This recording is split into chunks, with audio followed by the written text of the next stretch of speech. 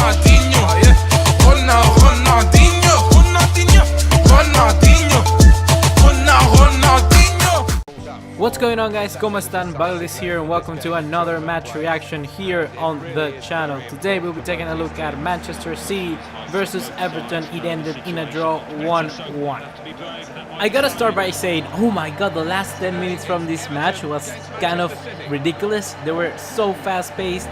It was from one side from the pitch to another. It was so good, and at the end a cross from Bernardo Silva, what a cross, and then to David Silva, from Silva to Silva, and David Silva almost heads it in, but out of nowhere, and I mean out of nowhere, absolutely de donde, no sé dónde salió, pero Klaassen, Davy Klaassen appeared out of absolutely nowhere and came in and just pulled the ball out of it. It was amazing. He did like a scissor kick to kick it out, so that David Silva couldn't get and head the ball inside the goal. But Klaassen, oh my god, out of nowhere. I mean, you gotta watch the replay. I was like waiting for the goal. And then out of nowhere, David Klaassen comes in with a huge kung fu kick, and the ball goes out for a corner. It was crazy. For the first goal, we have to point out Leroy Sané. Leroy Sané hasn't been playing a good match this match against Everton. He didn't had a good game, and it's all really hard. We can see that really hard on the first goal. He gave the ball right away for Mason Holgate to get the ball in, and then just run through it and then cross it in with Wayne Rooney. It was a really good worked goal. He did a 1-2 with, if I'm not wrong, Tom Davies, and then we get back to Holgate again and the cross in for Rooney. It was a really good, I gotta say, really good work goal from Everton once again, but we have to point out Leroy Sané. Leroy Sané, I don't know what happened, but it must be the position, because he was playing as a left wing back, and normally Leroy Sané would go forward so much better, but in this case, I guess we could slack something off him because he was playing a position which isn't his own. Furthermore, I want to mention Wayne Rooney. Wayne Rooney has come to Everton once again and has been scoring them goals.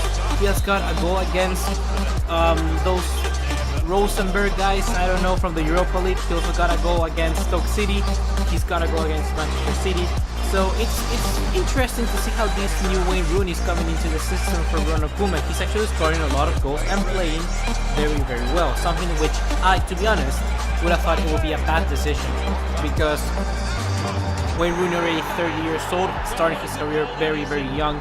Probably his legs would be out by now, and he has demonstrated completely otherwise. It seems like he took last season off, just like a summer break, and then came back again this year just to show what Wayne Rooney is all about. I think it really seems that way, and that's very interesting to see, because Wayne Rooney is actually playing really, really good football. And now let's talk about the second goal, which was a huge volley from Raheem Sterling into the back of the net. I gotta say, it was a very, very amazing goal to see. Also, the play was done very, very nicely, and then Raheem Sterling came in with an amazing right away volley. It was really, really good with his right foot as well. Very interesting to see from Raheem Sterling.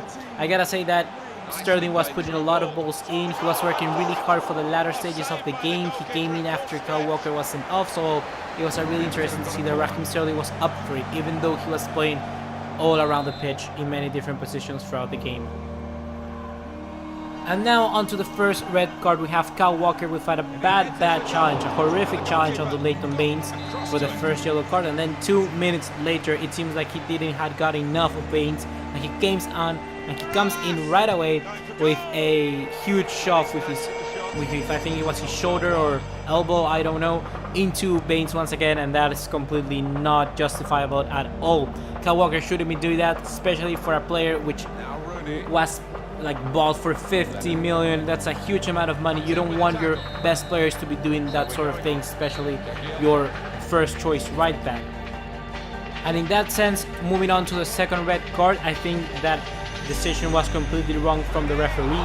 I think Schneiderlin got the ball very, very nice into Agüero. I don't want to say he acted or something like that, but it wasn't enough contact for bringing him down.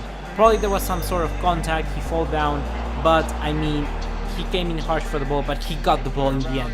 He got the ball, and that's something that you need to consider when doing refereeing, because that's not a yellow card. It may be a yellow card, but it's not a foul as well if you take into consideration you weigh up two sides of the of a foul really, and for me, well, it wasn't a foul by any different means. These are the sort of things VAR can definitely fix in the future, and I hope that we see some implementation in the major European leagues by the end of this season. I would also like to point out as well the really good game that Calvert-Lewin had. I mean, this guy being very young, coming into the Premier League, playing really amazing football twice in the Premier League already for Everton as a starter.